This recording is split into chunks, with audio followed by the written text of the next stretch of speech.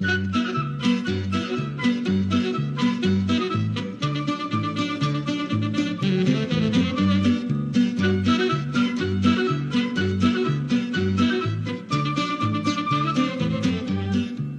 el año del 2007, al iniciar las investigaciones para la realización de esta serie de videoreportajes, nos dimos cuenta de que en la historia de la Revolución Mexicana en San Pedro no solo era interesante indagar sobre la vida que llevó don Francisco I. Madero en la entonces villa de San Pedro de las Colonias. Nos dimos cuenta de que la trayectoria de muchos de sus seguidores era digna de ser rescatada y contada a los sanpetrinos de hoy en día. De ahí surgió la idea de hablar de los seguidores de Madero, que habiendo nacido en otras partes radicaban en San Pedro, y de los que ya habían nacido en San Pedro. Y así surgieron las dos partes del videoreportaje, Los Primeros Maderistas.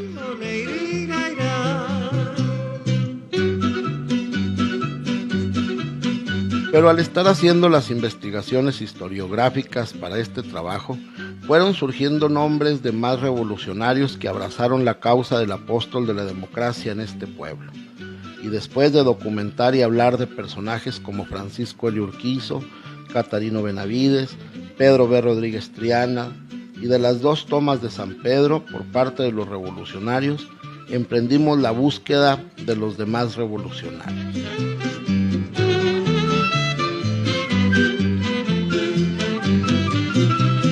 Lamentablemente, al iniciar la búsqueda de los datos de esos personajes, nos dimos cuenta de que en San Pedro no existe, aún el día de hoy, un archivo que rescate los nombres y hechos de estos sanpetrinos que tomaron parte en alguno de los momentos de la Revolución Mexicana. Para dar con la información de todos estos personajes, tuvimos que viajar a la Ciudad de México para acudir al Archivo Histórico de la Secretaría de la Defensa Nacional, al Archivo General de la Nación, a la Hemeroteca de la Universidad Autónoma de México y en Saltillo al Archivo Histórico del Congreso del Estado. También debemos hacer notar que al indagar sobre la vida y trayectoria de esos hombres que pelearon en la Revolución, muchos de esos nombres sí aparecían en el Archivo Histórico de la Secretaría de la Defensa con certificación oficial que los reconociera como veteranos de la Revolución, pero algunos, como Petra Herrera, carecen de registro oficial. Lo poco o mucho que se sabe de ellos es por medio de la tradición oral. Solo se tienen, pues, en este y otros casos, solo pruebas testimoniales. Para la realización de este reportaje hemos decidido basarnos en pruebas documentales y tomar en cuenta los testimonios de algunos pobladores de San Pedro que conocieron a los veteranos de la Revolución o que son familiares de los mismos. Nuestra única intención es rescatar a esos sanpetrinos nativos y avecindados del olvido y evitar, de alguna manera, que su nombre se pierdan en las tinieblas de la historia.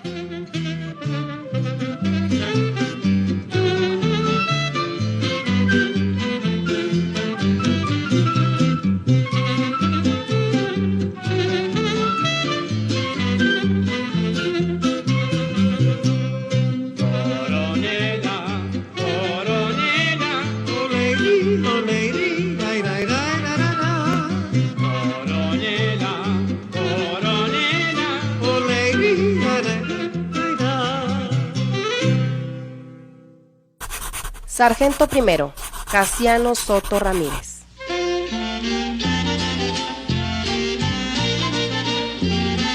Este revolucionario sanpetrino, según el expediente A-111-109 del Archivo Histórico de la Secretaría de la Defensa Nacional, nació alrededor del año de 1889, en lo que hoy es el ejido de San Esteban de Abajo, municipio de San Pedro de las Colonias, y según certifica el coronel Braulio Vera, se incorporó como soldado raso a la Revolución Maderista en abril de 1911, bajo las órdenes del general Sixto Ugalde, y tomará parte en los combates de la toma de Parras de la Fuente del 4 de mayo.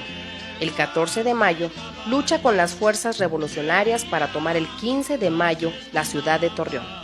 Durante esos hechos se dio por cierto la masacre de chinos, de la cual se culpó injustificadamente al general Benjamín Argumedo.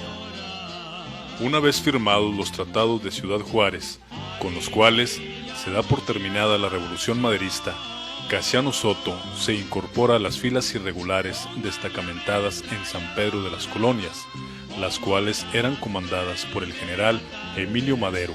Permanece con ellas durante 1912 y con esas tropas repele en San Pedro los ataques de los orozquistas, que se rebelaron contra Madero con el plan de la empacadora. Después del cobarde asesinato de don Panchito Madero, Casiano Soto Ramírez se incorpora el 10 de junio de 1913 a las tropas de Tomás Urbina y pelea en la toma de Durango. El 1 de octubre de 1913 combate en Torreón y el 10 de enero de 1914, según su expediente, participa con la División del Norte en la toma de Ojinaga, Chihuahua. Después, bajo las órdenes de Francisco Villa, participa en las 3 grandes batallas de la comarca lagunera. El 26 de marzo en la toma de Gómez Palacio, Durango. El 2 de abril entra a Torreón y el 14 de abril, junto con el Centauro del Norte, entra a la cabecera de su municipio natal, San Pedro de las Colonias. Casiano Soto, según certifica Leonardo Hernández, solicita su baja en julio de 1914, cuando la revolución constitucionalista prácticamente ha triunfado. Después se retiró a la vida privada y posteriormente fue reconocido por la Secretaría de la Defensa como veterano de la Revolución. Este modesto sargento primero fue uno de los muchos sanpetrinos que siguieron el llamado de Madero y sin lugar a dudas es ejemplo de fidelidad a los ideales revolucionarios.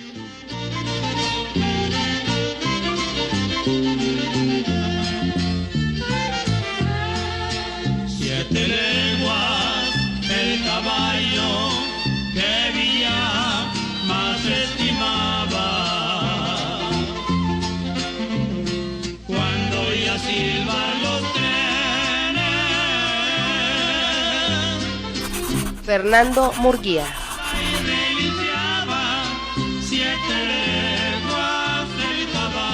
Este revolucionario, originario de Río Grande, Zacatecas, nació en 1861. Después de la etapa armada de la Revolución Mexicana, se estableció en el Rancho de la Victoria, municipio de San Pedro de las Colonias, y murió en 1939 de oclusión intestinal, el 14 de noviembre de 1939, y según se anotó en la solicitud de pensión presentada por la señora Rosa Díaz, viuda de Murguía, contenida en el expediente D-112-405-M del Archivo Histórico de la Secretaría de la Defensa Nacional, se incorporó a la Revolución Mexicana en su estado natal el mismo 20 de noviembre de 1910. Siempre perteneció a las tropas comandadas por los villistas.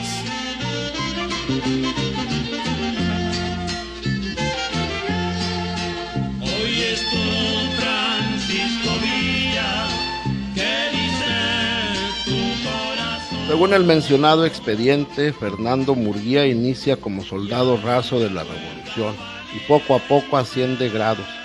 Y el 23 de agosto en Santiago Papasquiaro, Durango, recibe el grado máximo que llegó a demostrar, siendo ascendido de teniente coronel a coronel de caballería. Este grado se lo otorgó a nombre del gobierno convencionista el general Petronilo Hernández, jefe de la Brigada Morelos, que fue una de las más importantes de la División del Norte. Después de la Revolución, Fernando Murguía se retira a las actividades agrícolas en la mencionada Ranchería de la Victoria y el 20 de noviembre de 1936 fue escogido para intercambiar con el presidente Lázaro Cárdenas una carabina 33 por un arado.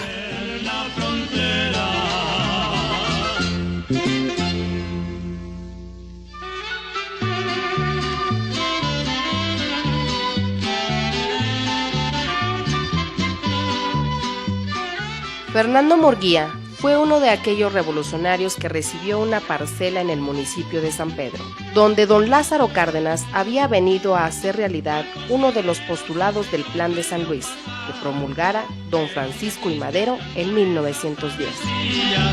Van a Chihuahua a llorar sobre el parral, donde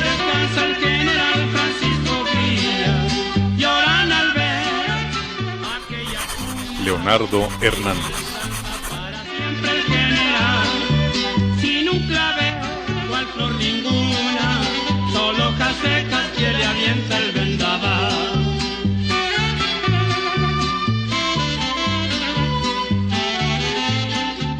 El capitán primero Leonardo Hernández Sosa formó parte de una familia que estuvo muy ligada al movimiento maderista, ya que varios de sus miembros incluso fueron trabajadores de las haciendas de los Madero en San Pedro de las Colonias. Según cuenta su hija, la profesora Raquel Hernández, su padre sufrió en carne propia las desgracias que acompañan a las guerras, pues su primera esposa fue colgada por los soldados federales que llegaron a la villa de San Pedro buscando a los simpatizantes del maderismo para escarmentarlos por haber cooperado con la revolución que estallara en 1910. Estoy presente, general.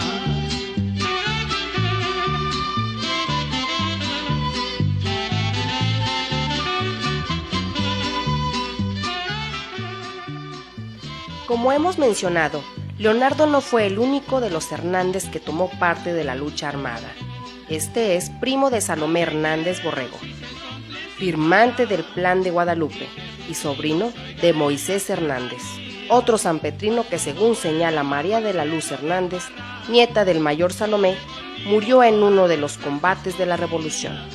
Según el expediente D 112-3020, que se encuentra en el archivo histórico de la Secretaría de la Defensa Nacional, el capitán primero Leonardo Hernández se incorporó a la revolución como soldado raso el 3 de mayo de 1911, con las tropas del general Gregorio García, quien a su vez estaba bajo las órdenes del general Emilio Madero.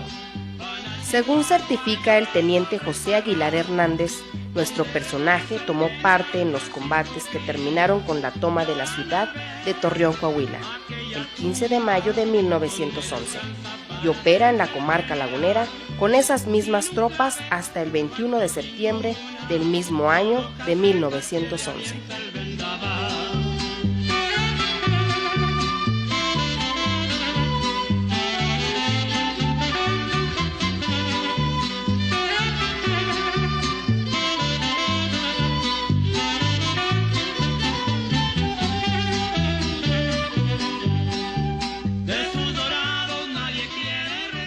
Leonardo Hernández deja las filas de la revolución, pero vuelve a empuñar las armas después del cobarde asesinato de don Francisco I. Madero y del vicepresidente Pino Suárez. Según certificó el general brigadier Gregorio Núñez Hernández, Leonardo Hernández toma parte el 13 de mayo de 1913 en el combate que se da en la hacienda San Patricio. El 20 de junio pelea en la hacienda de San Carlos y en la hacienda Zaragoza del municipio de Tlahualilo, Durango.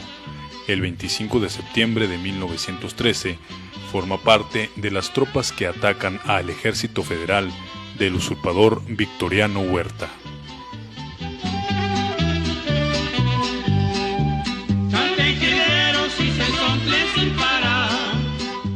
En enero de 1914 se incorpora a las tropas del entonces coronel sanpetrino Toribio de los Santos Vázquez, la cual pertenecía a la Brigada Zaragoza de la División del Norte, y con estas tropas combate en la hacienda Sacramento del estado de Durango.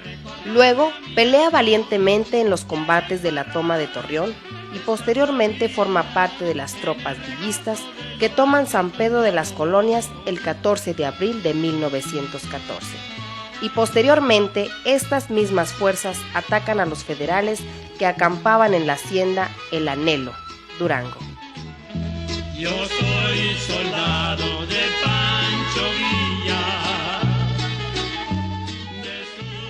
Una vez que triunfa la revolución constitucionalista, Leonardo Hernández se da de baja del ejército revolucionario y se dedica a la agricultura.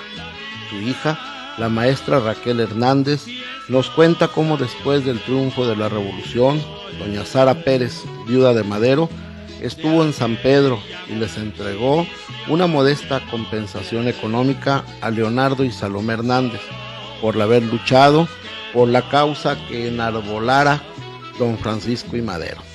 Inclusive Leonardo Hernández, señala su hija Raquel, recibió de parte de la familia Madero unas tierras cercanas al rancho de Chávez. Ya llegó, ya está aquí, Pancho Villa. Leonardo Hernández Sosa y sus familiares, sin lugar a dudas, fueron fieles revolucionarios maderistas, y eso fue reconocido como veterano de la Revolución por la Secretaría de la Defensa Nacional el 8 de marzo de 1945.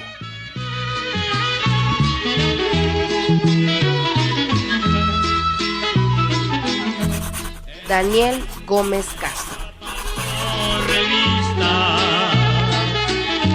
el campamento ya se durmió. Al revisar la lista de los exrevolucionarios originarios de nuestro municipio, nos encontramos con el nombre del señor Daniel Gómez Castro, quien, según el expediente de 111-7, diagonal 1213 del Archivo Histórico de la Secretaría de la Defensa Nacional, fue reconocido como veterano de la Revolución el 28 de marzo de 1943. Este sanpetrino fue certificado como veterano de la Revolución por el general de división Nicolás Fernández, por el coronel Braulio Vera Hernández y por el mayor de caballería Salomé Hernández Borrego, todos veteranos de la Revolución, reconocidos por la Secretaría de la Defensa y por la Legión de Honor de la Revolución Mexicana, quienes señalaron que Daniel Gómez Castro se incorporó a las filas de la Revolución Constitucionalista el 28 de marzo de 1913 con las tropas de la Brigada Durango bajo las órdenes del general Orestes Pereira.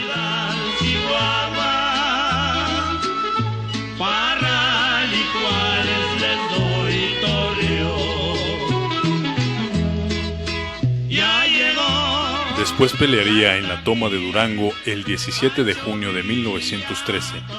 El 29 de septiembre pelea en la toma de Áviles Durango. El 1 de octubre estuvo en una de las varias tomas de Torreón. En 1914 participa en los combates de la comarca lagunera y está en la toma de Torreón del 2 de abril, encabezada por Francisco Villa y la División del Norte. El 14 de abril de 1914 entra con las tropas de la gloriosa División del Norte a San Pedro. Según se dice en las memorias de Pancho Villa, escritas por Martín Guzmán, con la toma de San Pedro, la revolución logró el control del norte de México, y con ellos se decidió la Revolución Mexicana. En el cerro de la Mora le tocó la mala suerte. El 17 de mayo está en la toma de Paredón y el 23 de junio toma parte en los sangrientos combates de la toma de Zacatecas. Sigue en las filas de la Revolución hasta abril de 1915. Luego se retira a la vida civil. Posteriormente, Daniel Gómez Castro ocupa cargos en la administración pública municipal y estatal.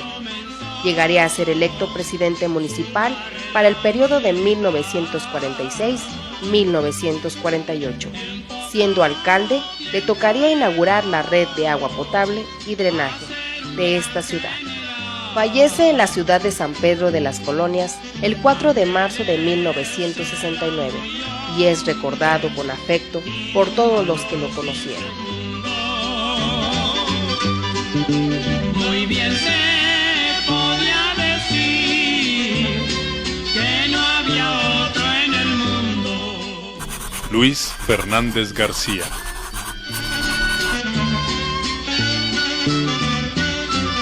En el expediente de 112-3058 del Archivo Histórico de la Secretaría de la Defensa Nacional, se puede leer que el ciudadano Luis Fernández García, nativo de Villagarcía, Nuevo León, avecindado en San Pedro de las Colonias, recibió el 13 de febrero de 1945 la certificación como veterano de la Revolución y se le otorgó por tal hecho la medalla al mérito del primero y segundo periodo de la Revolución Mexicana.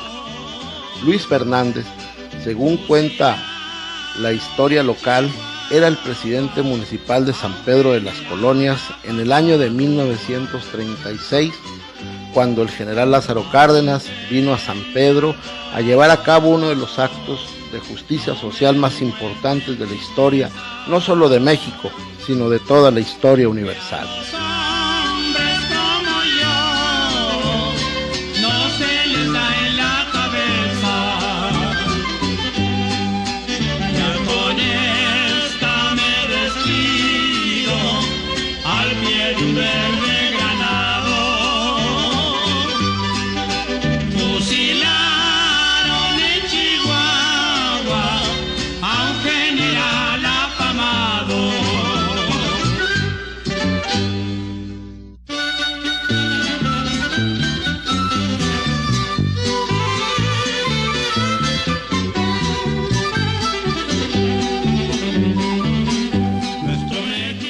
El reparto agrario del 36 dio cumplimiento a uno de los postulados del Plan de San Luis, que enarbolara don Francisco I. Madero al iniciar su revolución a la cual Luis Fernández, según su certificado de veterano, se incorporó como parte del cuerpo auxiliar de voluntarios el 15 de abril de 1911.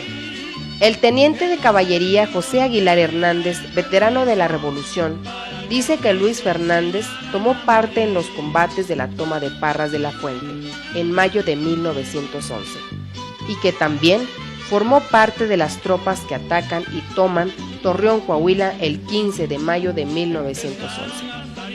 Durante el resto de 1911 y durante 1912 forma parte del Estado Mayor del general Emilio Madero y forma parte de las tropas que combate a los rebeldes orozquistas, las cuales, al mando de Benjamín Argumedo, atacaron, según dice Tomás Méndez Castro, el 17 de abril de 1912. De ver tanto soldado americano que Pancho Villa en los postes descolgó.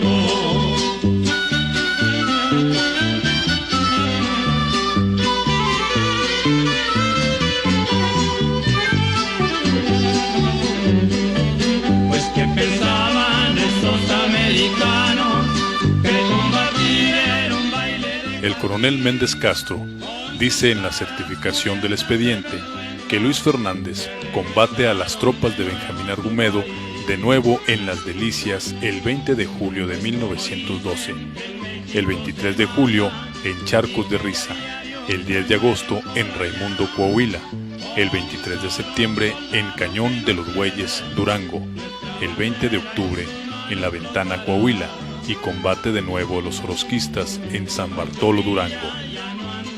Sobre su participación en la llamada segunda etapa de la Revolución Mexicana, certifica su participación el mayor de caballería Salomé Hernández, quien dice que Luis Fernández se incorporó al cuerpo de voluntarios regionales de Coahuila, que comandaba el entonces mayor Cesario Castro, y que toma parte en muchos de los combates de esos días, tanto en Coahuila como Nuevo León y Tamaulipas.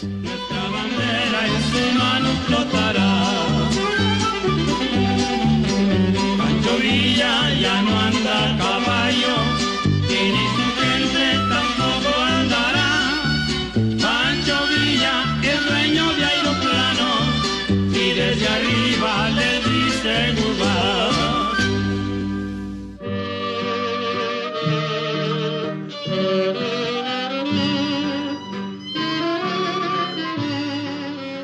Según Salomé Hernández, firmante del Plan de Guadalupe, Luis Fernández estuvo en el ataque a Saltillo el 23 y 24 de marzo de 1903, el 26 de abril en Cerralbo, Nuevo León, el 29 de abril en Lajas, Nuevo León, el 2 de mayo en General Terán, el 16 de mayo en Reynosa, Tamaulipas, el 3 y 4 de junio en la toma de Matamoros, Tamaulipas, el 16 y 18 de noviembre en la toma de Ciudad Victoria, Tamaulipas.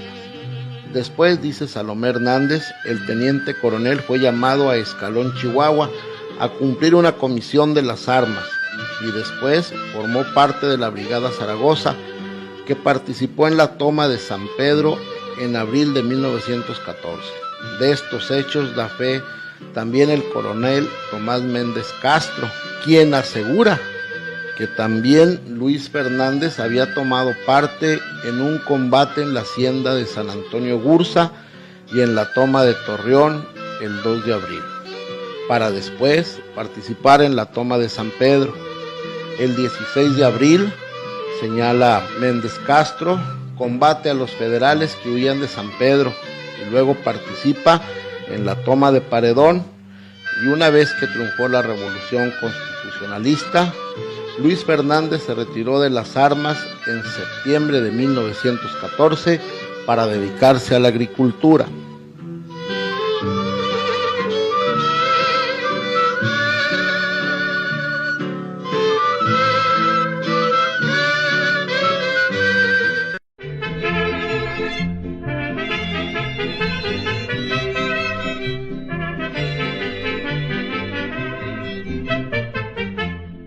Posteriormente, la carta dirigida al general Cárdenas fue contestada por el despacho de la presidencia, con la negativa de siempre.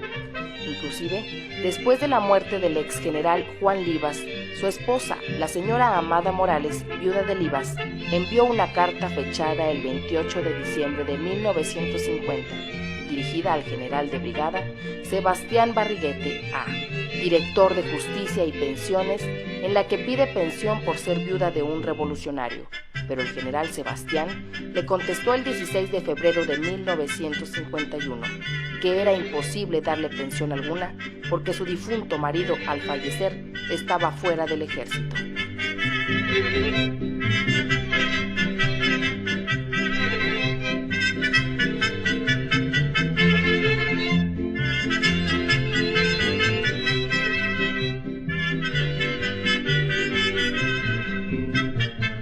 Juan Livas, como mencionamos, fue uno de muchos revolucionarios que arriesgaron su vida en la etapa armada y que posteriormente, por hechos más políticos que militares, murieron en el desamparo del ejército que ellos mismos, de alguna manera, ayudaron a formar.